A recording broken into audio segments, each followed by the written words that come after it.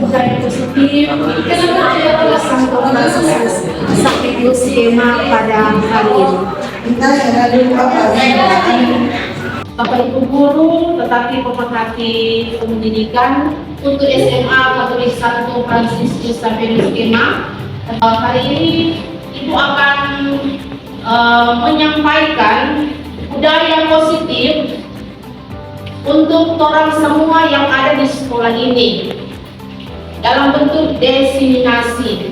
Diseminasi itu artinya perluasan gagasan, perluasan ide yang harus disampaikan dan diteruskan kepada Bapak Ibu guru, tetapi juga pemerhati dan juga siswa-siswi. Ya. Mengapa Ibu mengangkat budaya positif untuk diteruskan disampaikan kepada Bapak Ibu?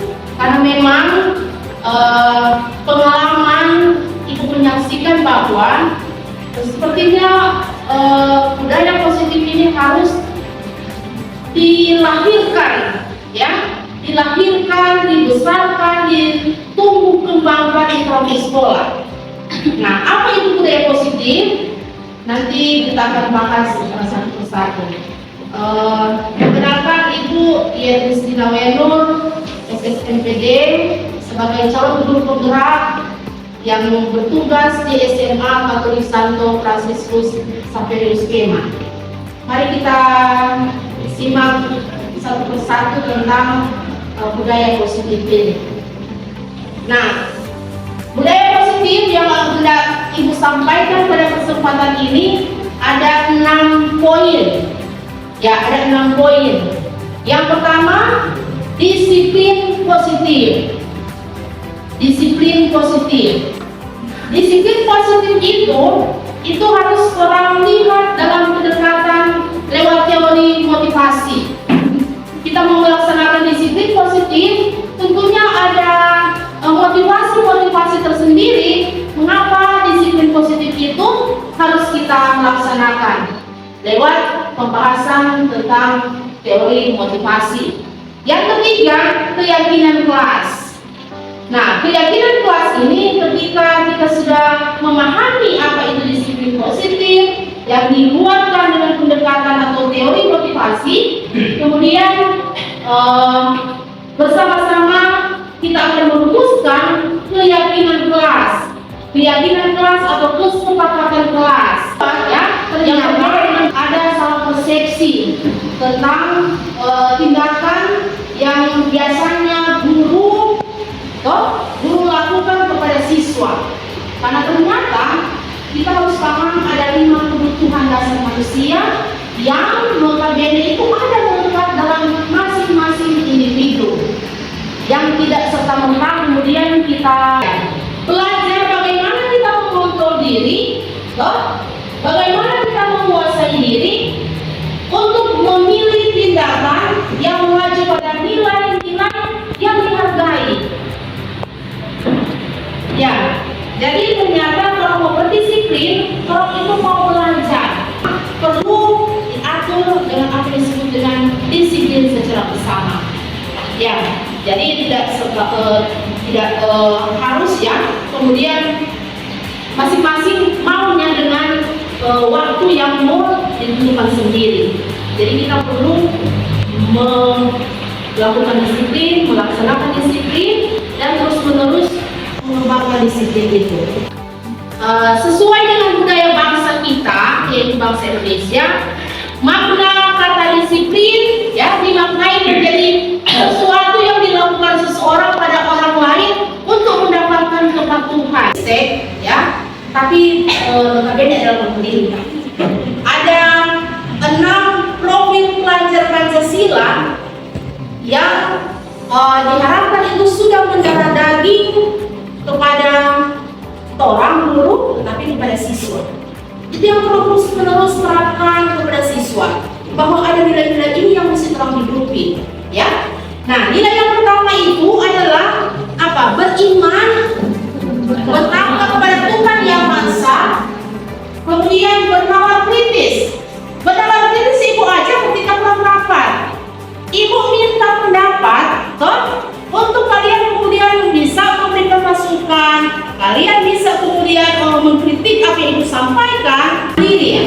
Ya, kemandirian memang ibu pernah bincang juga dengan Stella. Orang perlu kemandirian itu dalam diri, meskipun itu nanti ada ibu yang harus kemudian memberikan pembinaan.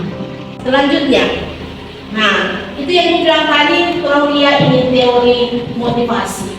Teori motivasi yang ibu angkat itu dari Diana Gossen dalam bukunya Restructuring School Discipline.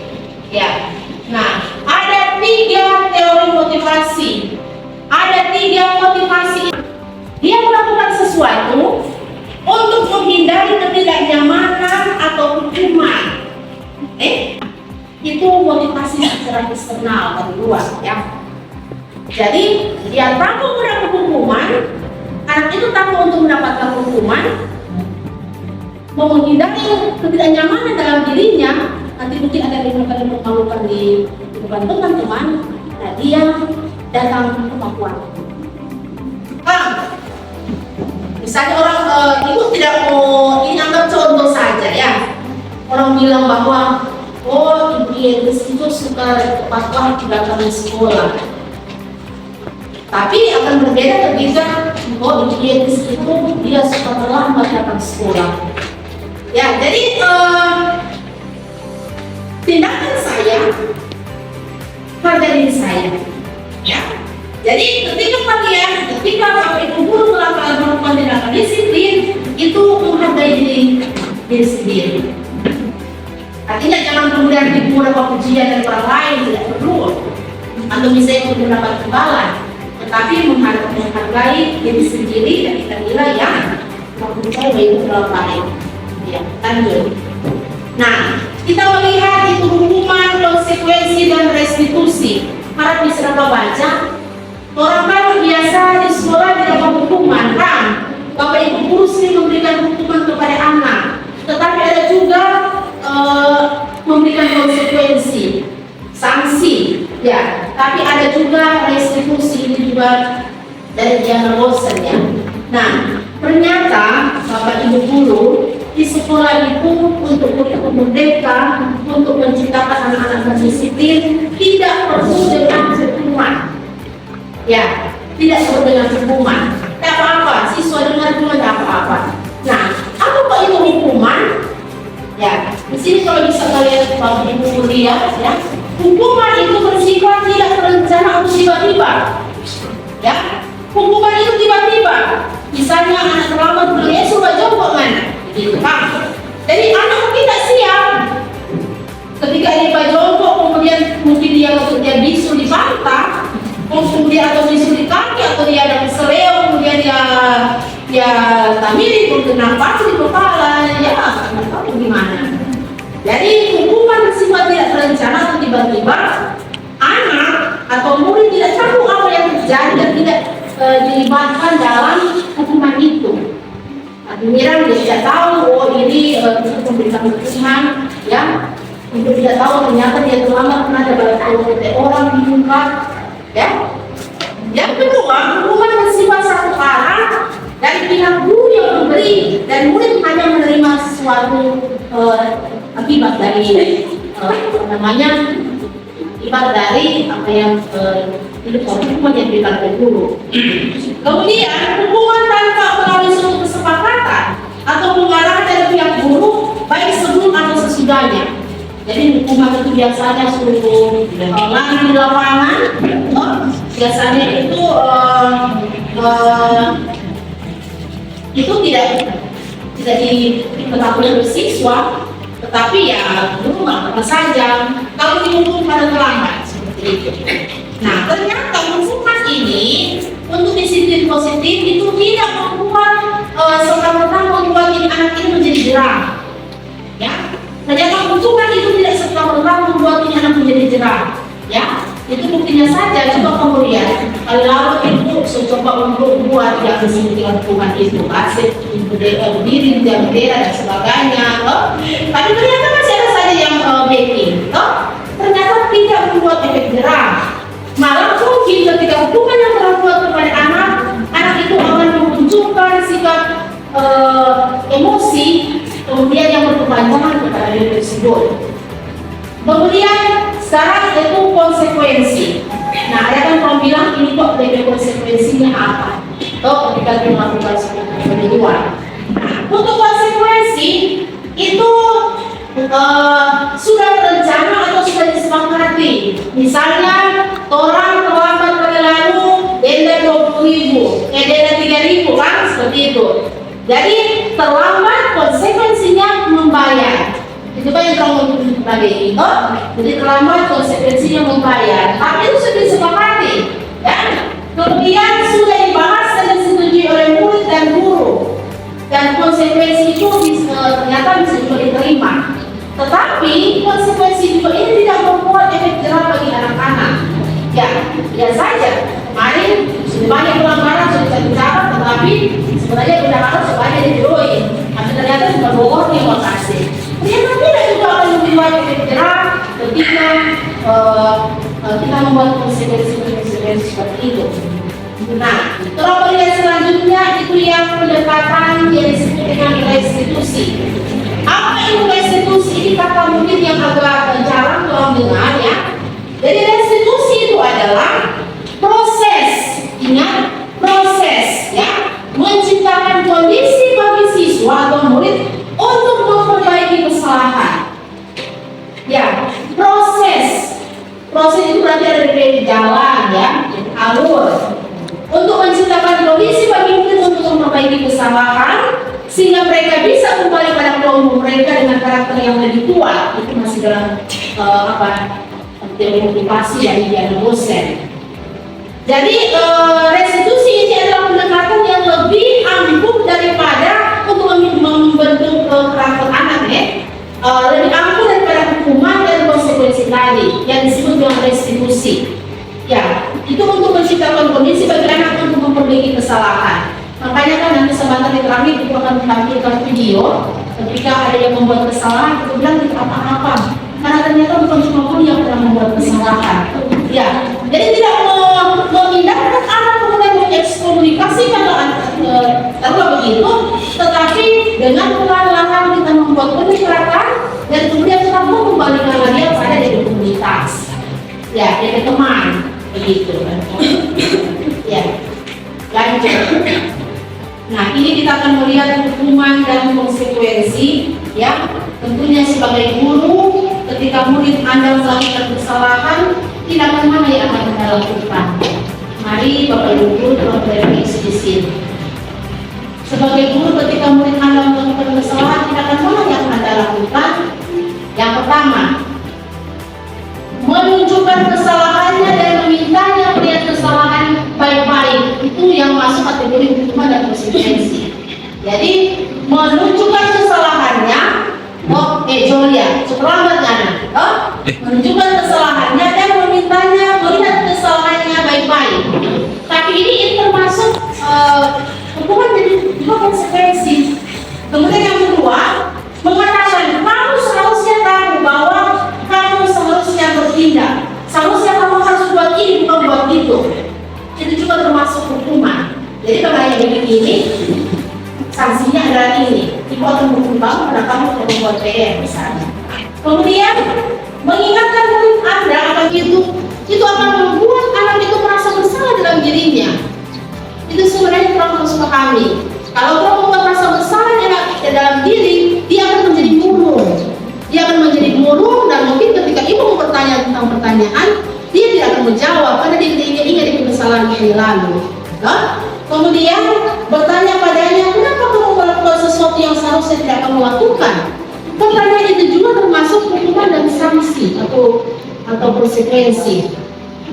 Selanjutnya mengkritik dan atau mendiamkannya. Nah ini lebih sesuai lagi. Kritik anak kemudian diam dia juga karena dia positif kesalahan, ini termasuk hukuman atau juga konsekuensi. Ya. Selanjutnya, nah bagaimana kalau kita melakukan pendekatan restitusi tadi? Nah, seorang guru ketika murid Anda melakukan kesalahan, tindakan mana yang Anda lakukan? Ini. Jadi melalui restitusi ketika murid berbuat salah, guru akan menanggapi dengan cara yang memungkinkan murid untuk membuat evaluasi internal, ya, tentang apa yang dapat mereka lakukan untuk memperbaiki kesalahan dan mendapatkan kembali harga dirinya. Ya, jadi bagaimana kali lalu kemudian dengan persuasif, panggil, tidak dengan suara keras, atau mungkin kemana dia membuka video. Bagaimana misalnya orang memberikan pendekatan supaya ada perubahan? Bisa juga berkali tentang mengingat dari kesalahan, tetapi ada kemudian mengarahkan dia untuk gimana kalau misalnya anak bikin kesalahan itu, bagaimana tindakan perubahan nanti. Jadi seperti itu. Ya, jadi mungkin di belakang sana ada begitu. Karena tuh, musuh berdoa itu ya, musuh hormat bendera. Kita lihat muncul waktu. Jadi sebenarnya bukan motivasi dari dalam diri dia datang cepat, ya. Itu karena takut untuk pada hukuman, artinya untuk menghindari ketidaknyamanan atau hukuman. Itu motivasi yang pertama. Tetapi mengharapkan imbalan. Nah, motivasi seperti ini yang kurang terus kenal ada dalam diri anak-anak kita. Ya, ini dikatakan masih perlu dibentuk lagi motivasi seperti ini. Karena apa? Karena kalau misalnya Ibu Cimiki misalnya biasa memberikan reward gula-gula kepada Maria, tetapi satu ketika, jadi dia patuh bikin perintah. Tapi satu ketika bisa Ibu Miki tidak ada di sekolah, pun dia sudah mengharapkan kita mau patuh, biasakan Cimiki dia kasih oleh-oleh gula-gula. Tapi misalnya kalau misalnya Ansela masuk, Ansela kasih gula-gula, dia reaksi, dia tindakan muncul seperti biasa. Jadi motivasi untuk melakukan kepatuhan, mendisiplinkan diri itu hanya tergantung dengan imbalan yang dia pikir-pikir. Berapa gula, berapa tipis, berapa kucian. Itu lagi motivasi eksternal. Yang ketiga, untuk menjadi orang yang diinginkan dan menghargai diri sendiri dengan nilai-nilai yang mereka percaya. Ini motivasi intrinsik atau motivasi internal. Jadi dia melakukan disiplin itu untuk ini menjadi orang yang diinginkan dan menghargai diri sendiri. Ini mengharap menjadi refleksi bagi orang, ya. Dia tahu bahwa kita harus datang tepat waktu, karena tepat waktu itu adalah harga diri saya. Kita melihat itu hukuman, konsekuensi, dan restitusi. Harap bisa baca. Orang kan biasa di sekolah tidak mau hukuman, kan? Bapak Ibu guru sering memberikan hukuman kepada anak, tetapi ada juga memberikan konsekuensi, sanksi, ya. Tapi ada juga restitusi, ini juga dari Diana Rosen, ya. Nah, ternyata Bapak Ibu guru di sekolah itu untuk kurikulum merdeka, untuk menciptakan anak-anak berdisiplin tidak perlu dengan hukuman, ya, tidak perlu dengan hukuman. Tidak apa-apa, siswa dengan hukuman tidak apa-apa. Nah, apa kok itu hukuman? Ya, di sini kalau bisa kalian Bapak Ibu lihat, ya, hukuman itu bersifat tidak terencana atau tiba-tiba. Hukuman bersifat satu arah dari pihak guru yang memberi, dan murid hanya menerima suatu akibat dari yang disebut dengan restitusi. Apa itu restitusi? Ini kata mungkin yang agak jarang kalau dengar, ya. Jadi restitusi itu adalah proses, ingat, proses, ya, menciptakan kondisi bagi siswa atau murid untuk memperbaiki kesalahan. Ya, proses itu berarti ada di jalan, ya, alur.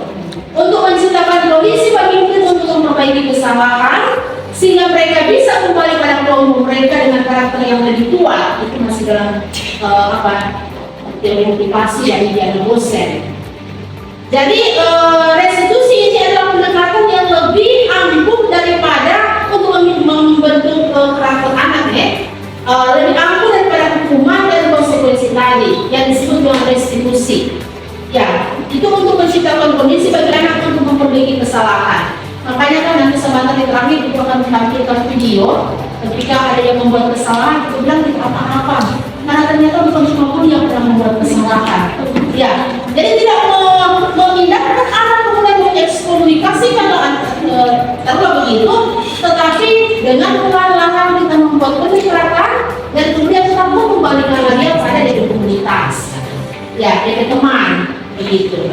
Salah dalam dirinya, itu sebenarnya orang harus pahami. Kalau orang membuat rasa bersalah dalam diri, dia akan menjadi murung.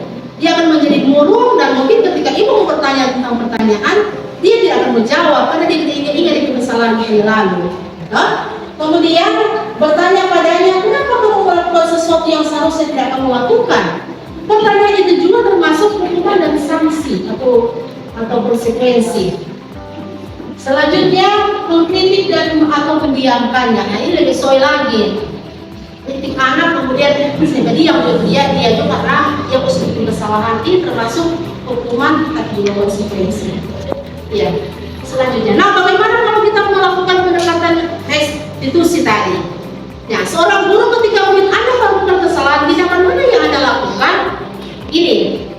Jadi melalui restitusi, ketika murid berbuat salah, guru akan menanggapi dengan cara yang memungkinkan murid untuk membuat evaluasi internal, ya, tentang apa yang dapat mereka lakukan untuk memperbaiki kesalahan dan mendapatkan kembali harga dirinya. Ya, jadi bagaimana kali lalu kemudian dengan persuasif, panggil, tidak dengan suara keras, atau mungkin kemana dia membuat video. Bagaimana misalnya orang memberikan pendekatan supaya ada perubahan? Bisa juga misalnya tentang mengingat dari kesalahan, tetapi ada kemudian mengarahkan dia untuk gimana kalau misalnya anak begini kesalahan itu, bagaimana menghadapi tindakan perubahan nanti. Jadi seperti itu. Ya, jadi untuk restitusi ini itu istilahnya menang-menang. Guru menang, anak juga menang. Tidak seperti untungan. Sekarang orang coba sampai di keyakinan kelas. Nah, keyakinan kelas yang kali lalu orang susun-susun, tetapi masih sebatas aturan lagi itu, sebatas aturan. Nah, mengapa keyakinan kelas dan mengapa tidak peraturan saja? Orang kan sudah bikin peraturan. Nah, ini menjadi pertanyaan pemantik bagi kita, mohon ditanggapi oleh satu dua orang. Ya, pertanyaannya yang nomor satu adalah begini: mengapa kita memiliki peraturan tentang penggunaan helm? Ya, pada saat mengendarai kendaraan roda 2 atau 4, siapa orang punya peraturan tentang penggunaan helm? Untuk keamanan apa lagi? Keselamatan, selamat diri, kan? Iya. Ya. Jadi bukan artinya pakai helm karena takut polisi, kan? Karena orang tua bilang mana helm itu cuma kita mang, kepala itu bukan aspal kita mang, toh? Jadi bukan karena, jadi patuh untuk menggunakan helm bukan karena takut polisi, tetapi untuk keselamatan, keamanan, tapi juga untuk keamanan ini. Pertanyaan kedua, mengapa kita memiliki peraturan penggunaan masker atau mencuci tangan setiap hari? Supaya apa? Menghindari virus. Iya, supaya orang terhindar dari virus. Apalagi kebersihan, toh? Untuk keselamatan atau selamat yang pertama kalau pakai helm, tapi juga kesehatan atau sehat terus mencuci tangan supaya terhindar dari virus. Nah, demikian juga dengan keyakinan kelas yang akan orang buat nantinya merevisi itu peraturan itu. Nah, apa itu keyakinan kelas? Jadi keyakinan kelas itu adalah nilai-nilai keselamatan dan kesehatan. Ini yang tadi kesimpulan yang kamu jawab tadi. Jadi keselamatan dan kesehatan itu disebut dengan keyakinan. Jadi mau dijawabkan pakai helm demi selamat, cuci tangan itu untuk kesehatan. Itulah yang disebut dengan keyakinan. Ya. Jadi kata itu yang disebut dengan keyakinan. Orang datang tepat waktu, artinya tidak terlambat, datang tepat waktu, itu menjadi keyakinan orang. Artinya tidak terlambat kan, datang tepat waktu. Jadi itu keyakinan orang terus pegang. Namanya keyakinan ini proses gimana, Kang?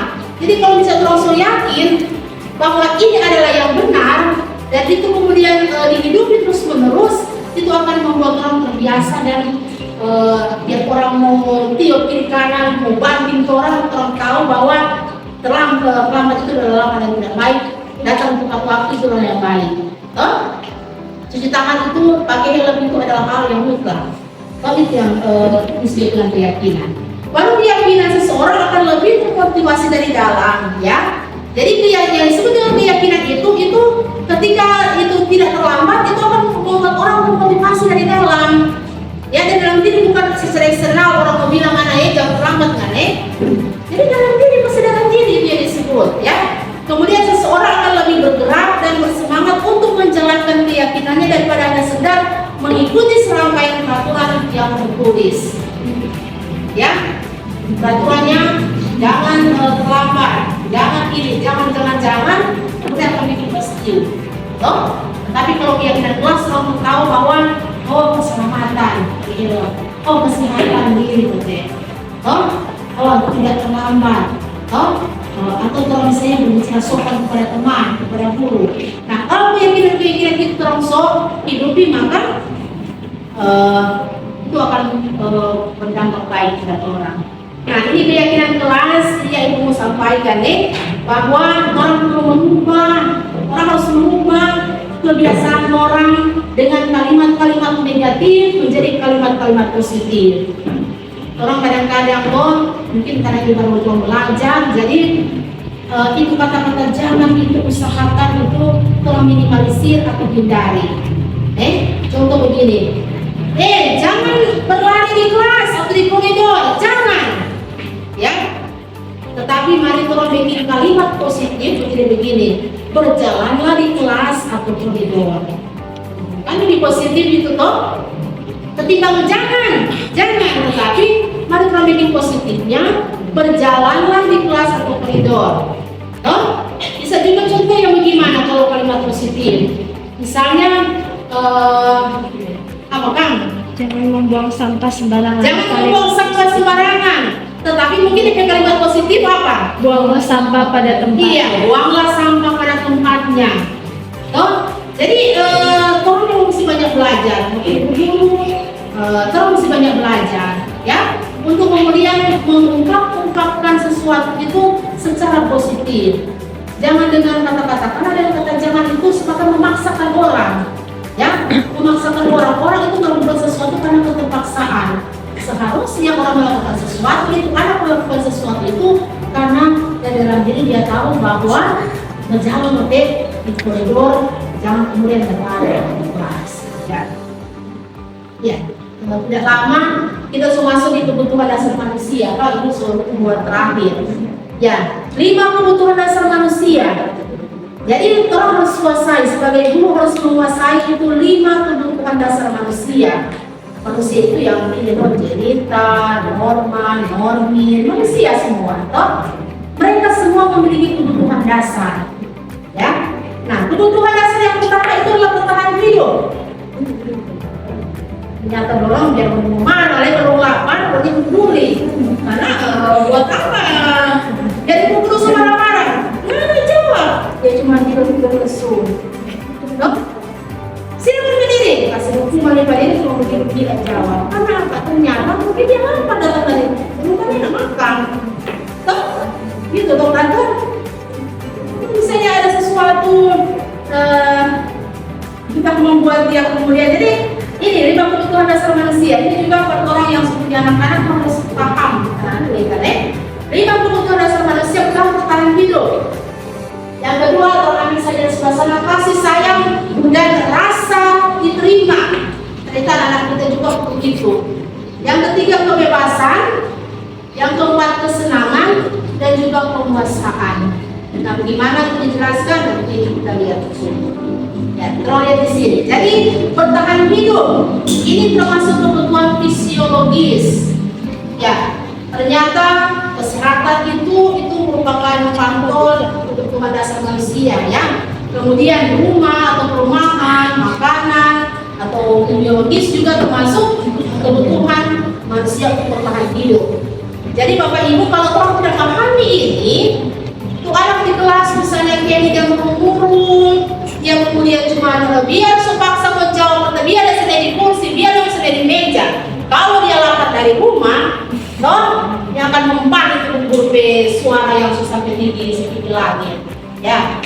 Jadi sebenarnya kenapa kamu minum malas dulu, itu bukan beras, itu toh? Oh, gimana solusi? Telepon mama, kemudian juga mama, atau silakan dipanggil ke mama. Begitu. Jangan paksakan dia tidak makan, kemudian sedia di kelas, kok paksakan mereka jawab. Seperti itu. Lalu kebutuhan psikologis. Jadi yang keempat lainnya ini adalah kebutuhan psikis, ya. Rasa kasih sayang, merasa diterima, dicintai, akan hubungan dalam kebersamaan, memberi menerima kasih sayang. Jadi kompet yang siswa-siswa, toh itu rasa kasih sayang itu dari guru itu penting. Jadi juga kalau aktivasi kami itu penting. Toh rasa kasih sayang akan membuat anak itu merasa enjoy, toh merasa senang belajar, toh. Tapi itu mesti dibuat oleh semua guru. Jangan mencoba yang kemudian memberikan kasih sayang kepada anak dan kemudian saya merata tidak. Jadi kalau cemberut masuk senang sekali bilang oleh, tapi kalau termasuk cemberut, toh. Kalau cemberut masuk, itu cemberut kencang sekarang masuk semua anak di kelas. Tapi kalau misalnya siapa, ya dibuat. Ya karena diperlakukan berbeda, ya. Kemudian yang ketiga kebutuhan psikologis juga kebebasan murid dan kesempatan untuk membuat pilihan, memberikan pendapat, memberikan kesempatan untuk mencoba hal-hal yang baru. Jadi ini kebebasan ini orang perlu perhatikan, ya, kepada anak-anak untuk memberikan kebebasan kepadanya untuk membuat apa yang dia inginkan untuk dia lakukan. Makanya ini yang disebut dengan kalau orang ingat sekarang itu ada pembelajaran berdiferensiasi, ya. Artinya apa dia minat, apa dia bakat, apa yang dia sukai, itu terang mesti fasilitasi sebagai guru. Jangan kemudian mungkin ada jenderal orang yang kemudian memberikan catatan kepada anak-anak ketika belajar. Mungkin dia ini, karena dia mau. Jadi mau pada dia suka ibu menjelaskan misalnya. Jadi kita tidak boleh paksa misalnya gini, yang menjawab semua, mana tulis. Dia bilang ibu kita mungkin lebih suka itu berubah menjelaskan. Ketika terus membuat anak-anak meminta untuk membuat tugas, jangan kemudian terlalu maunya itu cuma dalam bentuk portofolio. Kalau dia bilang ibu kita suka dalam bentuk video, toh memberikan kesempatan kepada anak untuk mencoba hal yang baru. Kemudian kebutuhan yang lain itu untuk merasa senang dalam senang belajar, ya. Toh ciptakan di dalam kelas itu bagaimana supaya anak-anak merasa senang untuk belajar. Senang belajar adalah misalnya pagi-pagi dengan menyapa, membuat speaking ketika orang mengajar, ya. Speaking itu tuh latihan, kamu dia nyanyi, toh, atau misalnya bikin rame-rame, mungkin kayak itu di rumah dia sumpah, pikir cewek mungkin, toh. Tapi sekali sekolah dia kemudian disiasati oleh guru yang masuk, kemudian dia boleh anak itu bisa menjadi senang, toh. Kemudian ada kebutuhan yang terakhir itu adalah kebutuhan penguasaan. Jadi kebutuhan mencapai sesuatu, menjadi kompeten, menjadi terampil, dan mesti dianggap berharga, ya. Kurang lanjut saja. Ya. Nah ini ada contoh 5 kebutuhan dasar manusia. Boleh kita mulai interaktif ini deh. Nah contoh Maria, seorang siswa SMA swasta, ruang kelas. Nah, jom jangan jalan, dan tidak memperhatikan guru Ansela yang sementara memberikan materi. Jika mereka membuat guru Ansela bingung dan seringkali marah kepadanya. Oh dia bilang begini, aku senang main kejar-kejaran bu, itu seru bu, begitu. Ya itu semua baca cerita bu, itu seru, itu berlarang begitu, toh. Nah, ya contoh kedua misalnya supir marah kepada saya karena supir sayang kepada orang itu, toh. Jadi ini contoh-contoh 5 kebutuhan dasar manusia. Kalau yang contoh di atas dia senang bermain kejar-kejaran, artinya anak ini butuh perhatian. Ya, seperti di lapangan kemarin PIT, ya. Kalau misalnya dia sekolah sendiri, kemudian dia sibuk di sana, muridnya ajak dia, tapi apa sih? Tidak baca murid apa? Konsentrasi. Karena dia punya kebutuhan untuk diperhatikan. Jadi demikian juga di dalam kelas. Nah, contoh juga Misi Peron marah pada saya karena kayak saudara saya pada saya. Kemudian saya senang berbicara ya. Nah, sekarang kita masuk di terakhir ini, yang restitusi dalam proses perubahan itu ya. Restitusi 5 posisi kontrol dari Diana Browser. Ini ada 5 ini. Pertama, ini posisi yang sering dibuat oleh guru. Yang sering dibuat oleh guru. Yang pertama, sebagai penghukum. Ya. Yang kedua, pembuat rasa bersalah. Ini yang sering guru buat. Yang ketiga, menjadi teman. Yang keempat, sebagai pemantau. Yang kelima, sebagai manajer. Misalnya itu bukan kalian. Nah, guru sebagai penghukum. Penghukum itu adalah seseorang yang menggunakan hukuman fisik maupun verbal. Verbal itu dengan kata-kata, ya. Untuk menekan murid, ya. Jadi penghukum itu, tipe guru penghukum itu adalah dia menggunakan hukuman fisik kepada anak atau dengan kata-kata, ya, untuk menekan murid, ya. Hanya itu tugas nilai itu paling nol, ya. Karena malas belajar terlambat kalian, besok mana kita mendukung ada di sana. Jadi tipe penghukum seperti mungkin yang lari atau misalnya bendera, tapi mau ini menjadi kajian-kajian juga ya. Tapi ini sebenarnya ingat, ini dalam posisi untuk mendisiplinkan anak secara positif, bukan secara negatif. Ya, ini contoh sebagai penghukum dari kata-kata begini: patuhi aturan saya, atau awas, saya bilang diri, kamu harus ikuti harus patuh pada aturan saya. Kalau tidak, awas, nanti beberapa yang atau beberapa di blog di pagi di sini nanti yang terangkan. Oh, jadi sekolah yang mana? Beberapa yang kita kan bisa tidak ambil untuk kedua ini. Kalau saya beberapa di blog ini yang terangkan begitu. Sudah. Kemudian kamu selalu saja salah. Misalnya guru bilang begitu ke siswa, kamu selalu saja salah. Jadi itu juga penghukum sebenarnya itu. Atau selalu pasti kamu terakhir yang hukum tugas. Selalu pasti nyari yang paling terakhir. Nah, memang. Atau itu juga tipe dengan verbal itu akan membuat anak itu nanti akan membuat dia rasa langsung gitu karena istilah yang biasa saya umpan kita yang orang berkita tidak tapi pikir terus akan istilah sampai tidur kami tidak biasa nonton. Nah di sini kalau tipe penghukum guru percaya sekali bahwa itu pembelajaran itu kan berhasil dengan dia bicara dia. Misalnya Kenny akhirnya ketika dia belum begitu Kenny kemudian dia kirim tugas. Toh, Jasila masuk, Jasila senang sekali. Tetapi hasilnya Kenny itu ini guru merasa kita bicara begini. Bukan caranya Kenny yang harus sadar bahwa membuat tugas itu baik, tetapi cara guru sebenarnya. Toh, itu tipe penghukum. Kemudian ada pembuat rasa bersalah. Kadang-kadang juga guru ada di sini, di posisi ini. Guru akan bersuara lembut, jadi merasa bersalah kan suatu guru itu akan bersuara lembut, toh dia bikin suasana jadi hening, toh kemudian orang lain merasa bersalah, tidak nyaman, bersalah atau rendah diri, toh jadi guru itu yang contoh yang bicara begini, ini guru sangat kecewa sekali dengan berapa kali kali ini di contoh lainnya, berapa kali bapak harus memberitahukan kamu ya, kamu marah-marah atau kamu baju mati atau gimana coba jika orang mau tahu kamu berbuat begitu.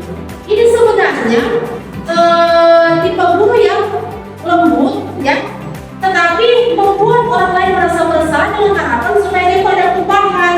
Tetapi ada anak-anak tertentu yang ketika dia mendengarkan kata-kata ibu merasa bersalah itu besar sekali dalam diri. Kalau salah diri itu tidak sedikit masalah orang. Jadi ada unsur-unsur juga kadang kita seperti ini. Di sini posisi murid akan memiliki penilaian buruk tentang diri mereka, merasa bersalah dan telah mengecewakan orang-orang yang disayanginya. Misalnya guru lapor ke mama, anak-anak begini, kemudian mama bilang ke anak, dia merasa bersalah karena dia bisa tahu dia kelakuan begini, itu. Kemudian ada juga sebagai teman. Nah di sini guru itu menjadi teman akrab. Dia itu tidak pernah menyakiti murid, nanti terus dia sama terus dia dalam posisi mana? Waktu guru terus depresi pada posisi mana? Namun tetap akan mengontrol murid lewat persuasi dan kata-kata. Posisi teman bisa negatif maupun positif, ya seperti itu. Misalnya contoh kata-kata seperti ini, ayolah bantu demi bapak ya, demi bapak ya. Ayo ingat tidak bantuan ibu selama ini kepada kamu. Kenapa kamu tidak membalas? Kadang-kadang begitu Kemudian kalau hal negatif misalnya satu waktu ibu tidak dapat membantu murid akan kecewa saya pikir ibu dapat membantu saya. Nah, itu kalau misalnya dia teman, bisa memposisikan diri sebagai teman kepada Kelly. Satu waktu misalnya Injilera tidak bisa bantu kepada Kelly, dia akan begini Kelly bilang begini. Bilang ibu mau bantu kita, tapi benar-benar Kelly tidak bisa bantu kita saat ini.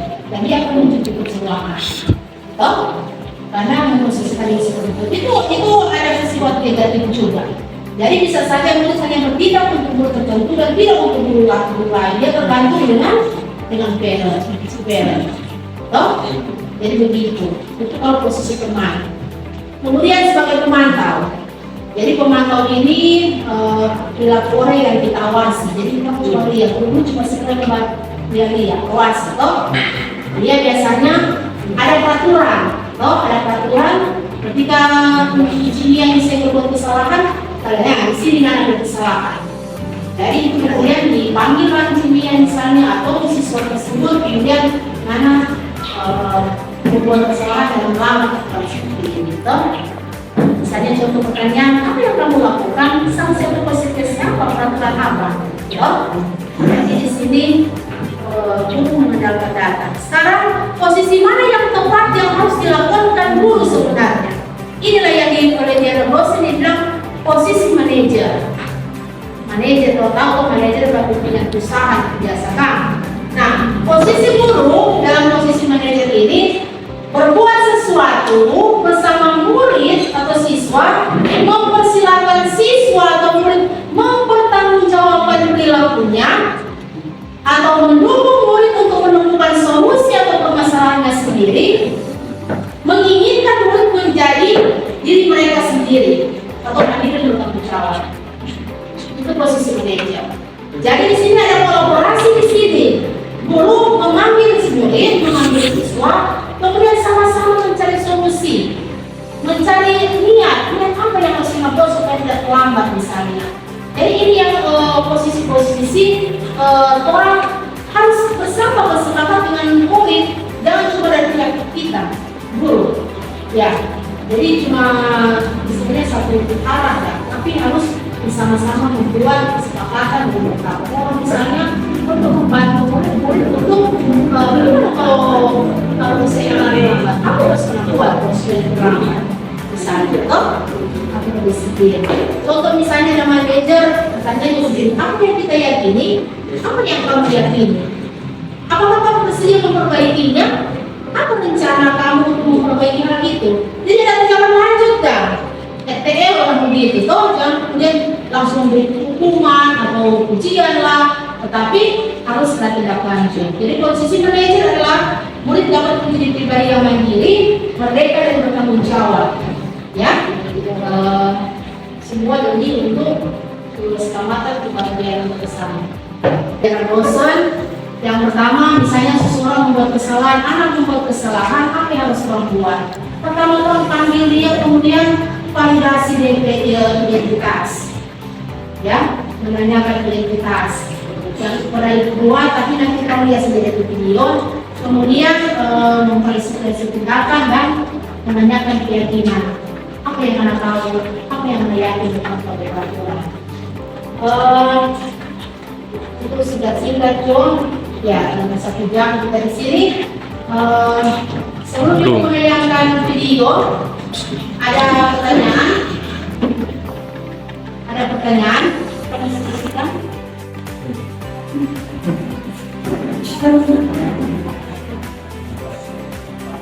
Ya, sudah. Saya mengenai disiplin memang sangat menarik.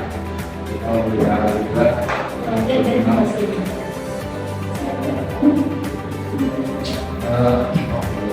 ada pertanyaan yang menjanggal bagi saya, yang perlu saya tanyakan mengenai disiplin ini. Kadang-kala untuk menekan kedisiplinan, orang itu harus membuat aturan-aturan agar seseorang itu menjadi disiplin.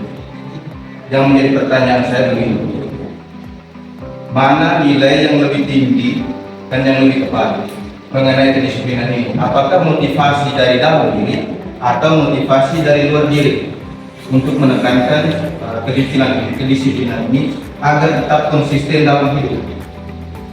Atau karena aturan-aturan atau karena dorongan dari dalam diri untuk menjadi orang yang disiplin? Nah, dari dua hal ini, entah eksternal dan internal, mana nilai yang lebih tinggi untuk menekankan kedisiplinan itu? Ya, terima kasih banyak. Iya, tadi sekali lagi kita posisikan pembicaraannya adalah konteks disiplin positif. Disiplin positif yang harus diterapkan di sekolah, yang harus dilakukan oleh guru tapi bersama anak-anak. Ya, tadi disiplin positif ya, tadi sudah dijelaskan dalam slide. Maaf kalau saya sebalik. Ada motivasi eksternal yang membuat anak ini atau seseorang ini bisa berubah. Ya, tetapi biasanya itu perubahan yang dibuat itu anak orang ini merasa tidak nyaman dalam jangka waktu yang panjang. Mungkin cuma sesaat waktu itu dan ada perubahan. Itu kalau bersifat eksternal dari luar, misalnya dari luar itu misalnya dari guru, atau memberikan hukuman, memberikan sanksi dan sebagainya. Atau misalnya ketika Jepang memposisikan diri sebagai pemberi kasih sayang, dia baik-baik, bukan penculik. Kalau dia ada, dia suka masuk sekolah, masuk kelas. Tapi kalau Jimmy mungkin datang, mungkin berbeda. Karena Jimmy mungkin tidak memberikan kasih sayang itu. Jadi ada perubahan-perubahan dalam diri itu yang atau aturan-aturan itu yang dia lakukan itu karena ada faktor eksternal. Nah, nilai yang seharusnya diharapkan itu ada dan hidup di dalam diri siswa itu adalah yang intrinsik. Ya, keyakinan kelas yang kemudian sudah didalangkan oleh anak-anak siswa. Meskipun pada akhirnya anak ini dalam tahap perkembangan komputer.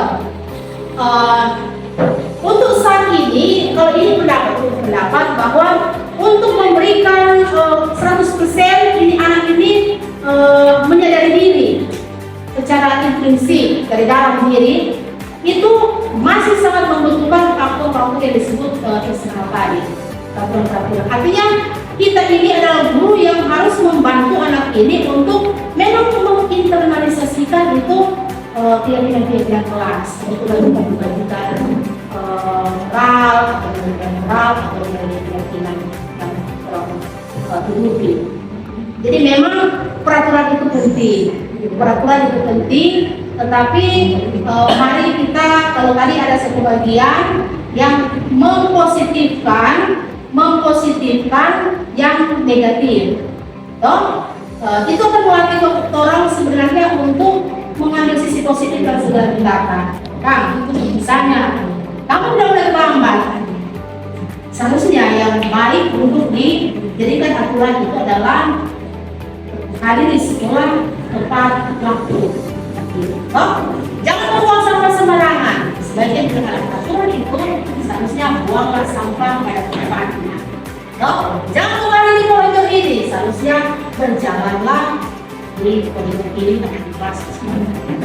Jadi itu yang kata-kata jangan, kata-kata yang menghukum, kata-kata yang negatif, itu diganti menjadi positif.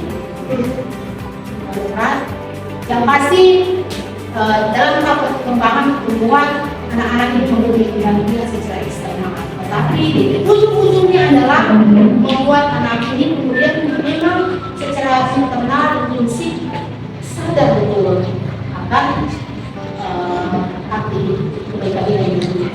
Dan pas sudah tahap sampai batas mana orang mendampingi anak kan? Kalau dia memang sudah sampai situ, itu kemudian kembali ke anak karena orang sudah melakukan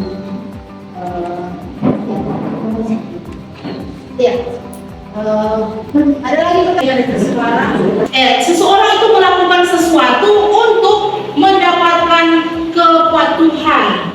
Ya, artinya bahwa ketika kita punya disiplin, jam 7 pagi orang ada di sini, semua siswa guru sudah berada di sekolah, berarti kita patuh terhadap apa yang kita sepakati bersama.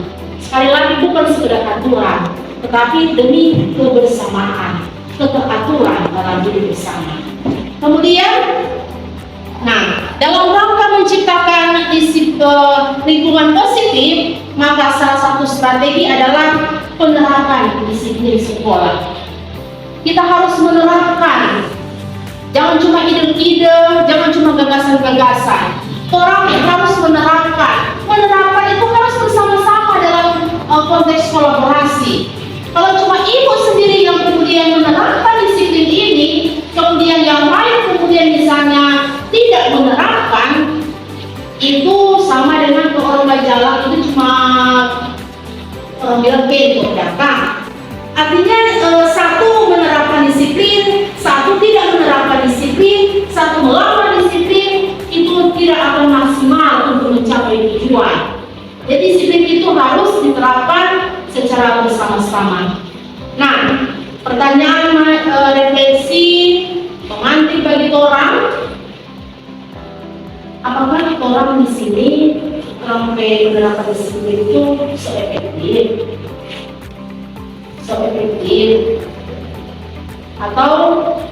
Atau masih perlu ditinjau kembali? Kadang orang sama-sama membuat rapat, sudah kesepakatan, kalau jam 7 datang di sekolah, anak 5 malah kalau tidak salah. Tapi kemudian bergeser boleh sampai jam 7, toleransi, ya. Tapi kemudian ada lagi teman-teman yang tidak bisa untuk berdatang tepat waktu. Nah, apakah tidak efektif? Ini bukan memberitahu jawaban, tapi mari kita refleksi bersama-sama. Apakah efektif? Atau masih perlu tinjau kembali? Tinjau kembali artinya begini. Apakah budaya orang di sekolah kita ini perlu untuk tersepakati misalnya masuk sekolah jam 8? Kalau sepakat bahwa semua masuk jam 8, mari Jo. Ketimbang jam 7 orang bilang, ibu beda di Bitung misalnya, ibu beda di Manado. Kalau di Manado jam 6 atau jam 7 itu seperang, tapi kalau suka segelap, beda-beda. Ibu pernah tinggal di Lombok yang berada di TB ya. Di sana ibu jam 6, jam 7 masih gelap.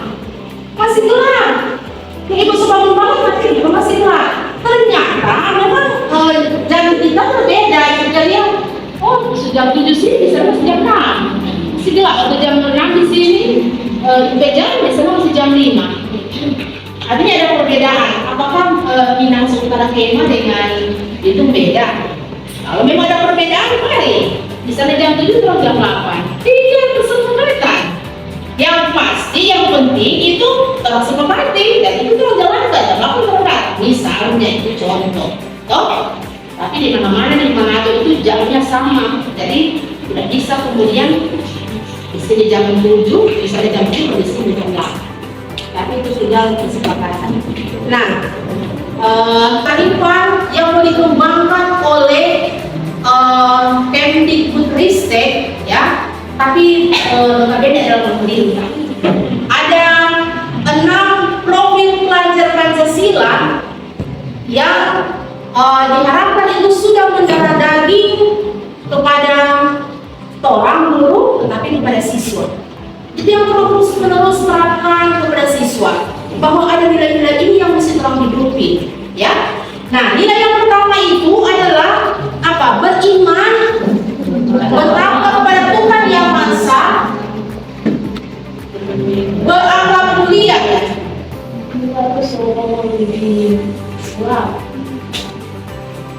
Beriman, bertakwa kepada Tuhan Yang Maha Esa, berakhlak mulia, ya.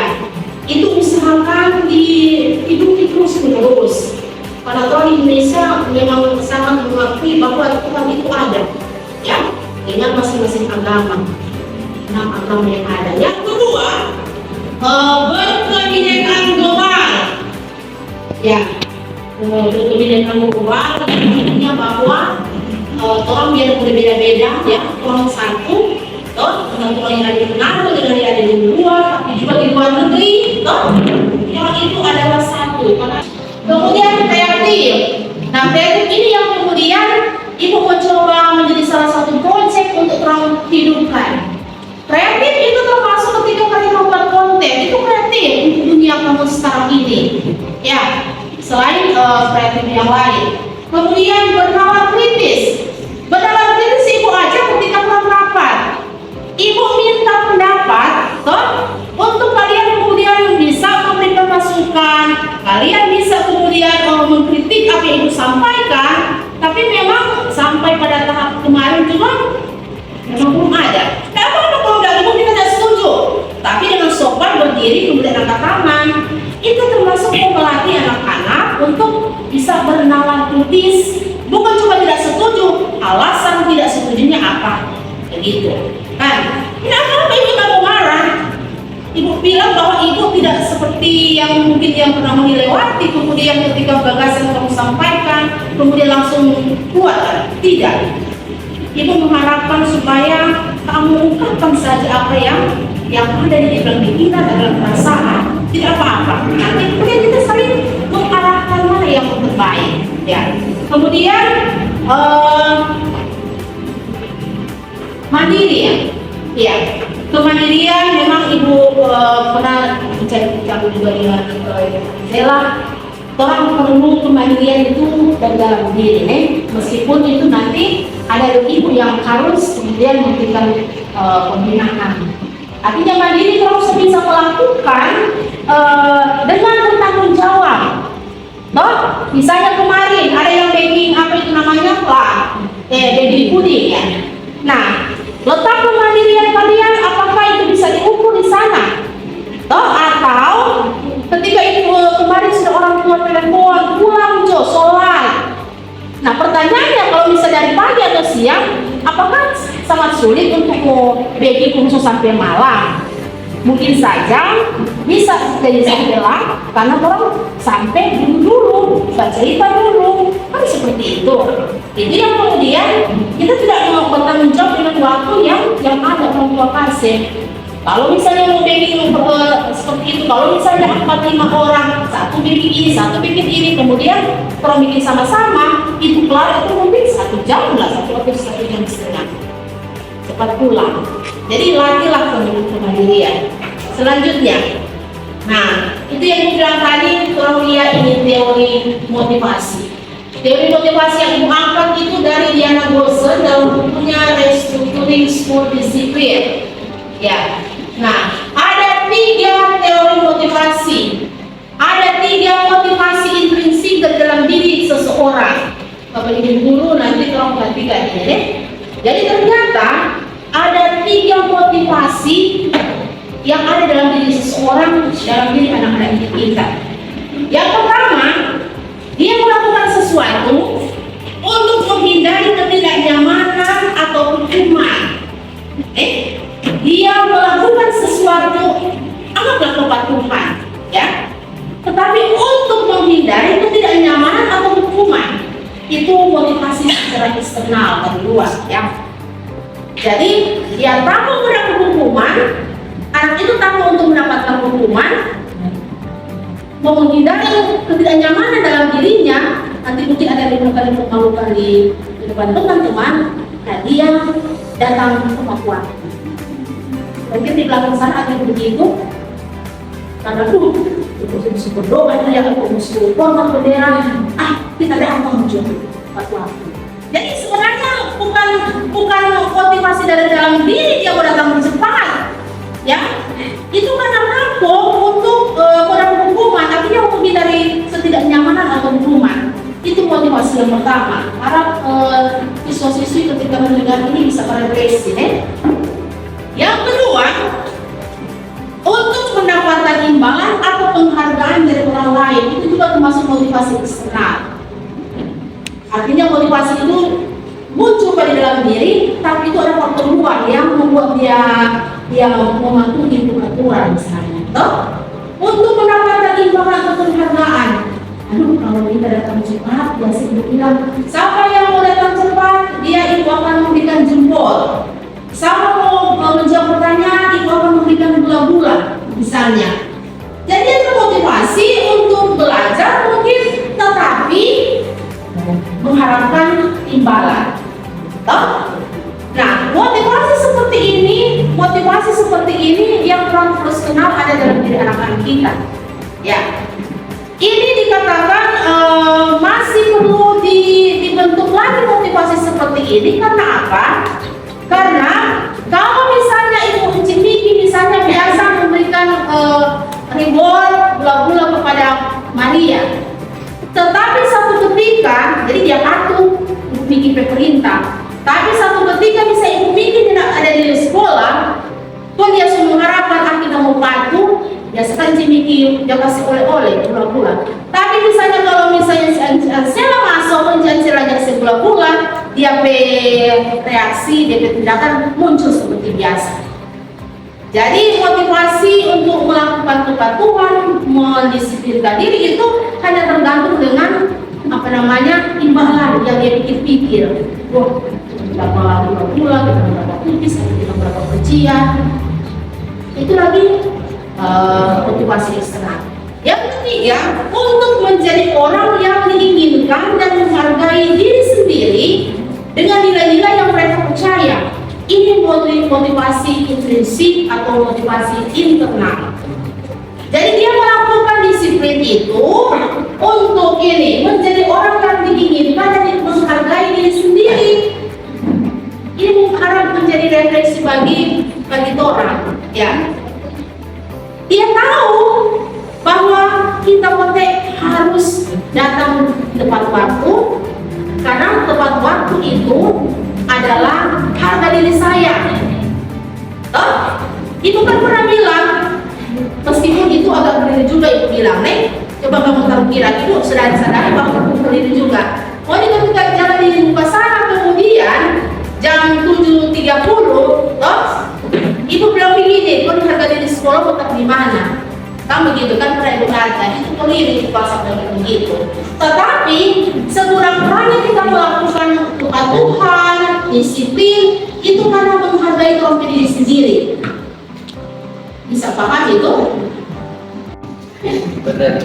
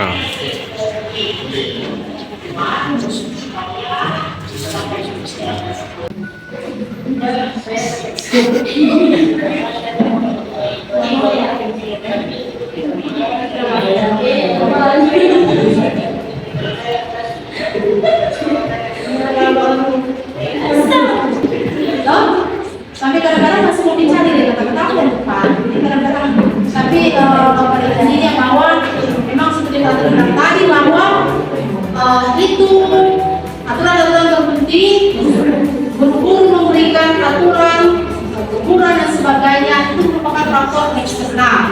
Tapi yang intinya adalah kesadaran dirilah, faktor instinsi dalam menjalani dirilah yang kemudian akan nanti diolah oleh kalian sendiri untuk menjadi diri sendiri agar memang itu menjadi disiplin positif untuk sekolah ini tetapi untuk diri sendiri supaya berhasil. Oke, terima kasih.